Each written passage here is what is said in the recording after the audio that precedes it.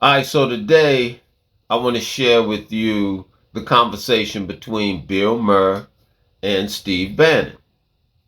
So, Bill Maher had Steve Bannon as a guest on his show. And Steve Bannon went on to express how he's looking to have Donald Trump elected a third time as president. So then Bill Maher goes to pull out the Constitution and he looks to show Steve Bannon that Trump cannot be elected, a president a third term because of what's written in the Constitution about a president only being elected two times. So then Steve Bannon goes on to say he has a team and his team is going to have Trump elected for the third term. So Bill Maher is a little bit aggravated by it, and he's like, a team? I don't care how much of a team. The words are the words. So I want you all to watch this. And then I'm going to come back and I'm going to show you, based on what's written, actually how it's possible that Steve Bannon and his team can actually have Donald Trump elected for a third term. And then it's like, after seeing this, don't expect, for Bannon and his team to expose their strategy, but I'm going to show you some things that actually make it possible for them to do this. So let's look at Bill Maher and Steve Bannon's exchange, and then I'll come back and break it down. Here it is, the Constitution. Can I read a passage to you?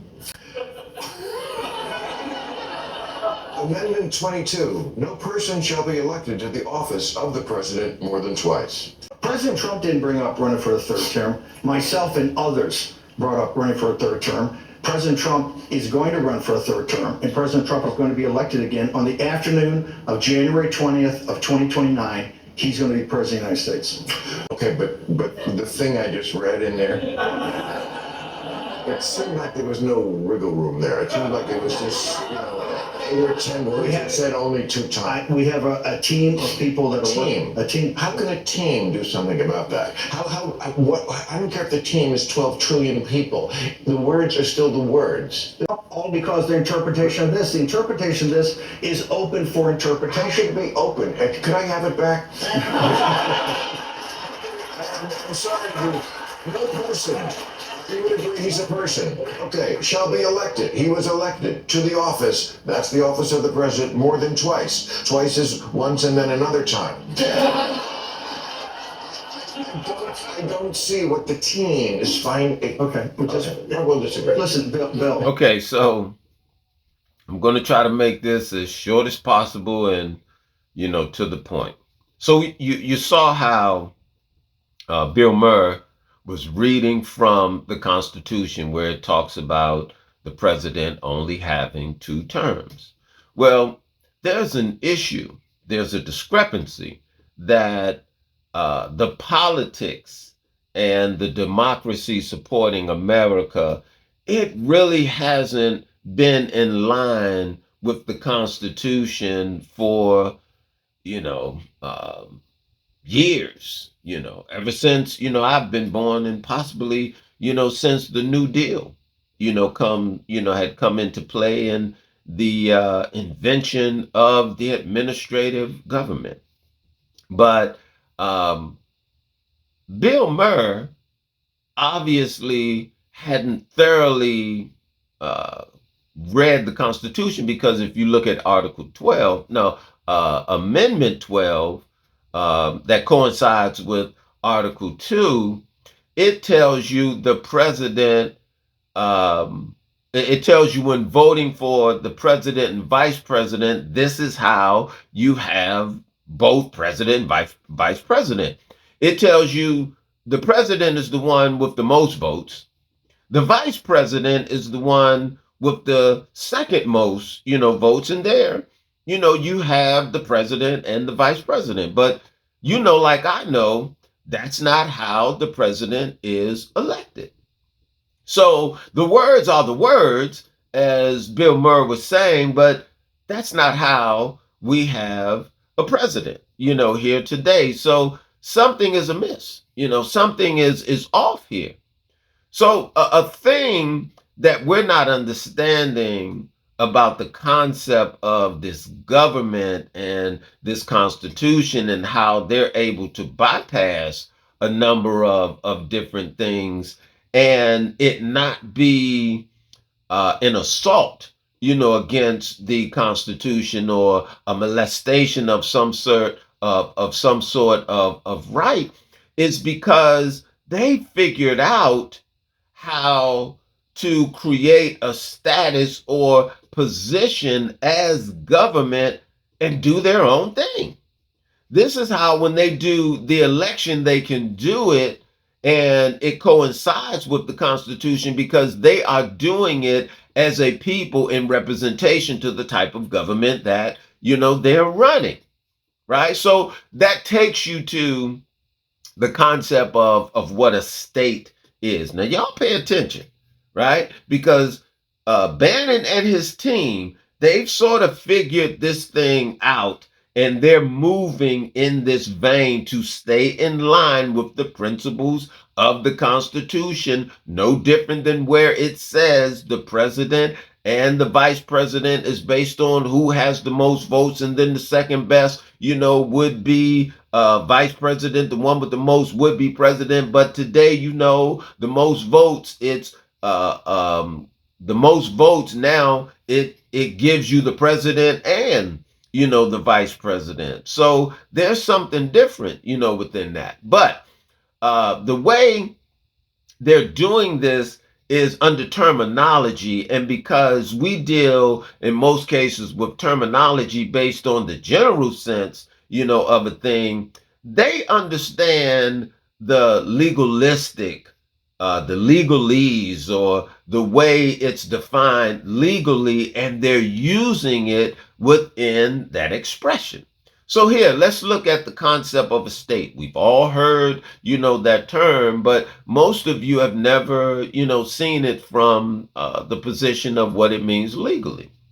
So a state is sovereign. This is the definition. This is the legal definition. A state is sovereign in its territory. So this tells you that a state is also a territory. A territory is a state. It says a state is sovereign in its territory, which is also known as jurisdiction. So this tells you that a state is also a jurisdiction. A jurisdiction is also a territory. A territory is a state. A territory is a jurisdiction.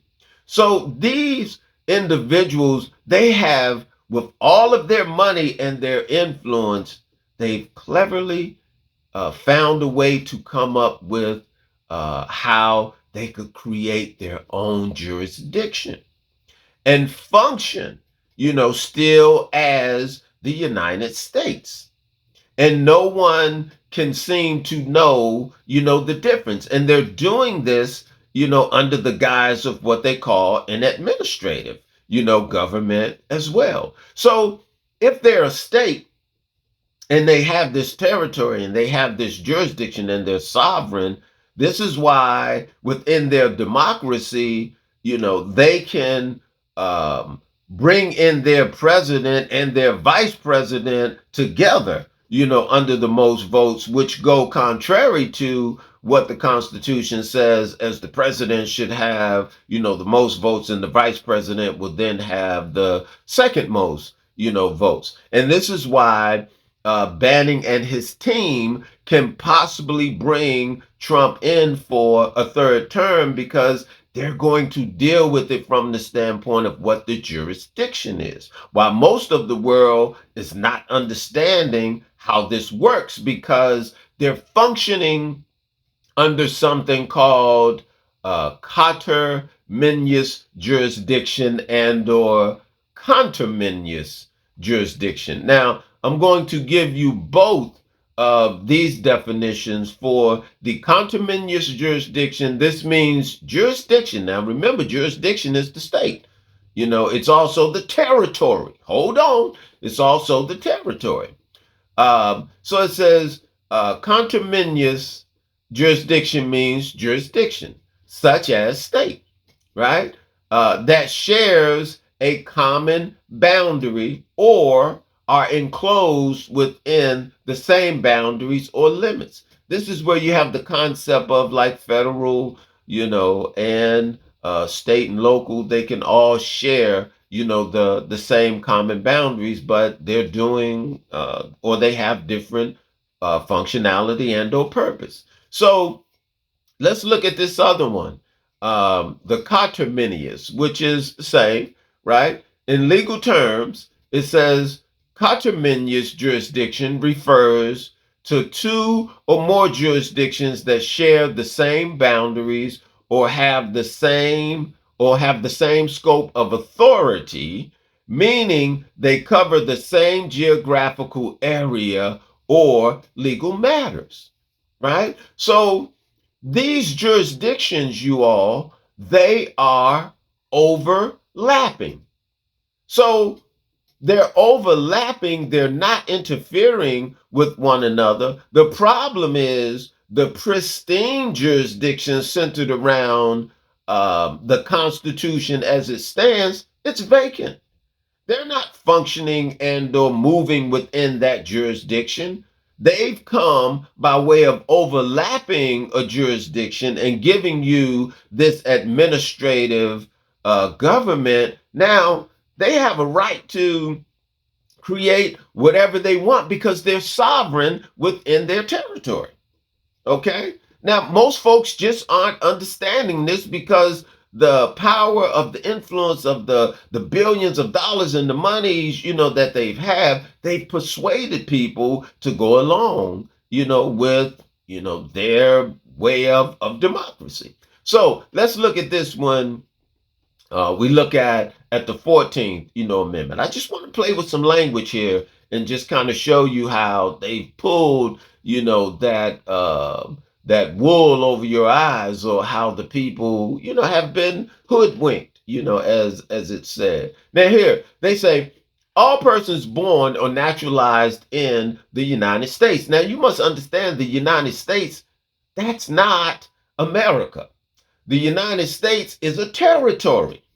See, so here, this territory is a state. This territory has its own jurisdiction, right? And then it says, and subject to jurisdiction thereof. So here you have people that are subject to the United States or the jurisdiction or the territory, right? But they use that terminology, United States, but simply put, it's a jurisdiction.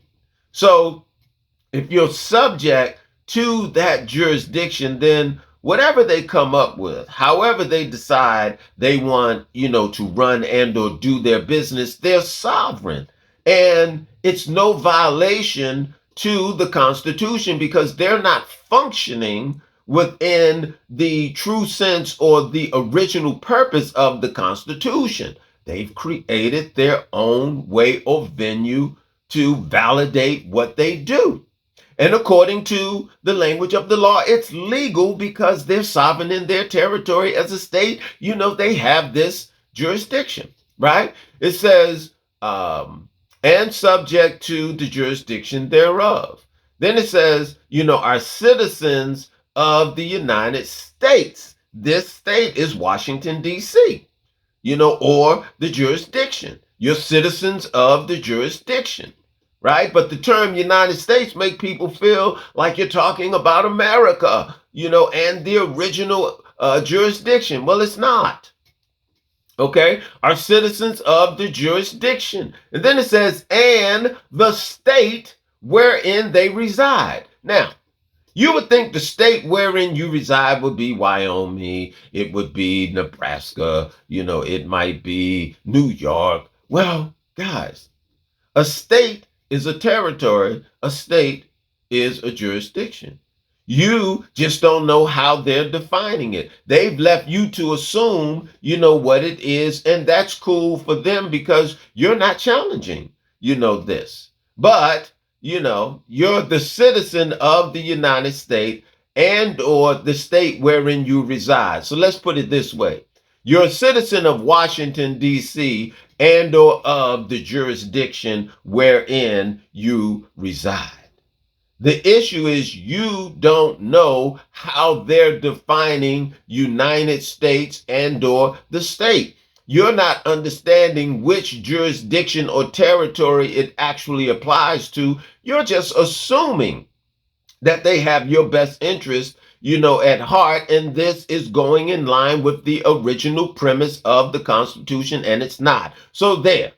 Bill Maher have, like a number of individuals in America, have overlooked, this simple fact. And for this reason, based on the conterminous jurisdiction and understanding that they can, have the power, of being sovereign, that they can function within the territory, that they can have this jurisdiction, that Bannon and his team have figured out a way that they can possibly elect Trump or have Trump elected for a third term.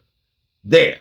That's it. So hopefully, Bill Maher and the rest of you out there, you understand this loophole and you can see the games that, they've been playing, with us based on terminology. And we have to actually define, what a state is. We just can't use it in the general sense. We need to understand what the hell are they talking about and how they're using it, that we can be on the same page. Because as long as you assume, they cool with you assuming, because they continue to move with their business in their state, in the jurisdiction that they've created, and they've persuaded you with their money, with their media, with their influence to just go along with it. So as Bannon said, Trump, it's very likely that he can be elected for a third term come time for elections. And Bannon and his team, they just might pull it off.